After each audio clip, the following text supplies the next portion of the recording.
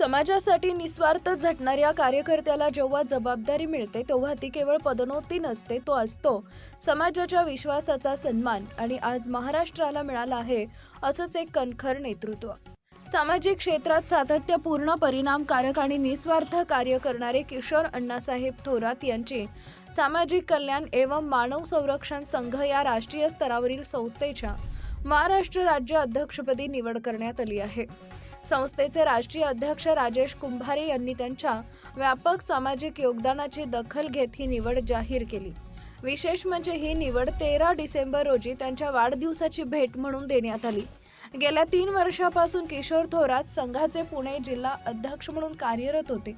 त्या काळात त्यांनी मानवी हक्क संरक्षण, अन्यायग्रस्तांना न्याय, महिला व बाल हक्क सुरक्षा, शैक्षणिक व आरोग्य जनजागृती, गरजू कुटुंबांना आर्थिक व कायदेशीर मदत, आपत्तीग्रस्तांसाठी तातडीची मदत, रक्तदान व मोफत आरोग्य शिबिरे तसेच व्यसनमुक्ती व सामाजिक कुप्रथांविरोधात प्रभावी जनजागृती केली. या कार्याची दखल घेत त्यांना आतापर्यंत 20हून अधिक पुरस्कारांनी सन्मानित करण्यात आलं आहे.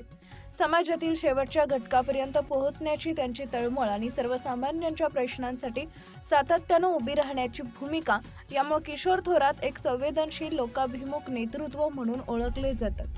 या निवडीबद्दल राष्ट्रीय उपाध्यक्ष तेजस परमार आणि पश्चिम भारत अध्यक्ष अमोल बाळासाहेब माने यांनी त्यांचं मनपूर्वक अभिनंदन केलं आहे.